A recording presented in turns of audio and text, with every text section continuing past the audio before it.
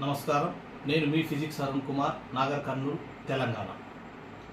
ప్రజాశక్తి స్నేహ వీక్లీలో Visalaandhra weekly పత్రికలో వచ్చినటువంటి నా యొక్క కవిత ఇప్పుడు మీకు చదవబోతున్నాను. శీర్షిక మనకెందుకులే అనుకునే మానవ సమూహాల్ని. మనకెందుకులే అనుకునే మానవ సమూహాల్ని. నా హృదయాంతరాలంలోని భావోద్వేగపు మంటల సాక్షిగా ఎన్నోసార్లు నేను చూశాను, నేను విన్నాను, నేను చలించాను. నా హృదయాంతరాలంలోని భావోద్వేగపు మంటల సాక్షిగా ఎన్నోసార్లు నేను చూశాను, నేను విన్నాను, నేను చలించాను.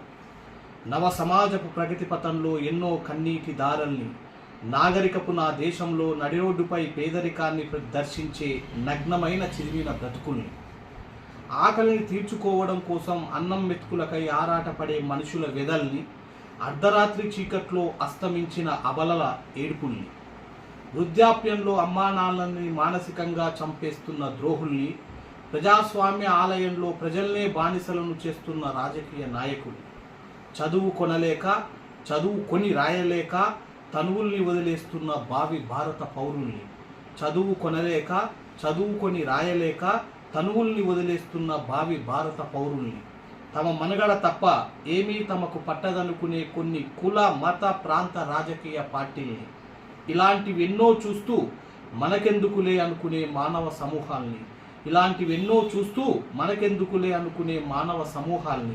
ఇలాంటి దృశ్యాల దృష్టికోణాన్ని రాయలేక రాత రాక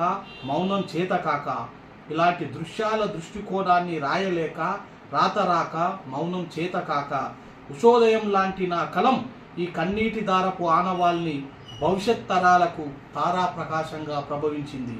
మార్పును కాంక్షించే అరుణవర్ణమై ప్రసవించింది. Thank you, one and all.